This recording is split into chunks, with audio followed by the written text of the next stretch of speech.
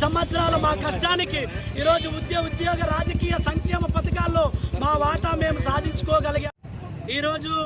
నిజంగా మాదిగ సమాజంలో ఎనలేని సంతోషం, ఎనలేని మా ఆత్మగౌరవంతో పాటు ఈరోజు మాకు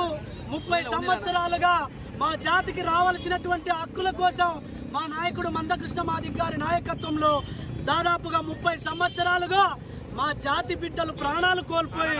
ఎందరో మరి జైలు పాలయ్యి మరి మాకు రంగాల సంక్షేమ పథకాల్లో మా వాటా కోసం 94లో మొదలైన మాదిగ దండోర ఉద్యమం ఈరోజు ఆంధ్రప్రదేశ్లో మొదలైన ఉద్యమం దేశవ్యాప్తంగా మరి గౌరవ నరేంద్ర మోడీ గారి సహకారంతో మరి చంద్రబాబు నాయుడు గారు తీసుకువచ్చినటువంటి చట్టంతో ఈరోజు మాదిగల్లో ఉన్నటువంటి ఏబిసిడి వర్గీకరణకు 30 సంవత్సరాల పోరాటానికి, 30 సంవత్సరాల మా కష్టానికి, 30 సంవత్సరాల మా బలిదానాలకి, 30 సంవత్సరాల మా ఆవేదనకి మరి ఫుల్ స్టాప్ పెట్టిన రోజు. నిజంగా మాదిగ సమాజం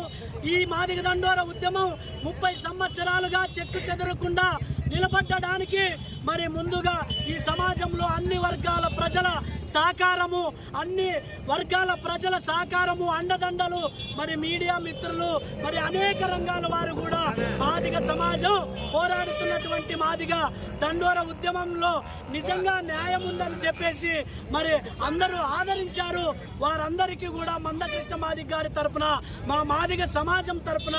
అన్ని రాజకీయ పార్టీల సహకారం ఉండడం వల్లే ఈరోజు సుప్రీంకోర్టులో మరి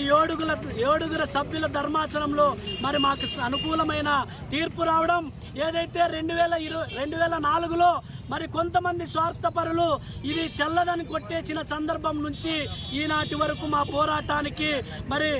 ముక్తులయ్యి మమ్మల్ని ఆదరించి ఈ సమాజంలో నిజంగా మాదిగలకు అన్యాయం జరుగుతూ ఉంది, వీళ్ళకి న్యాయం చేసే బాధ్యత మాది అని చెప్పేసి నరేంద్ర మోడీ గారు నవంబర్ 11న మాదిగల విశ్వరూప మహాసభ అనేటువంటి కార్యక్రమానికి ముఖ్య అతిథులుగా వచ్చి ఆ రోజే మా నాయకుడు మందకృష్ణ మాదిగ గారిని చేరదీసి ఏబిసిడి వర్గీకరణ చేసే బాధ్యత మాది అని తీసుకోవడంతో ఈరోజు సుప్రీంకోర్టులో మాకు అనుకూలమైనటువంటి మరి తీర్పు రావడం మాలో చాలా సంతోషాన్ని వ్యక్తపరుస్తూ ఉన్నాము. మరి ఈ 30 సంవత్సరాల మా కష్టానికి అన్ని వర్గాల ప్రజలు, అన్ని రాజకీయ పార్టీలు అండదండలుగా ఉన్నందుకు వారికి ప్రత్యేకంగా ఈ సమాజం రుణం ఎప్పటికీ తీర్చుకోలేమని మాదిగలుగా మీ అందరికీ కూడా ప్రత్యేక ధన్యవాదాలు తెలియజేస్తూ ముగిస్తా ఉన్నాం.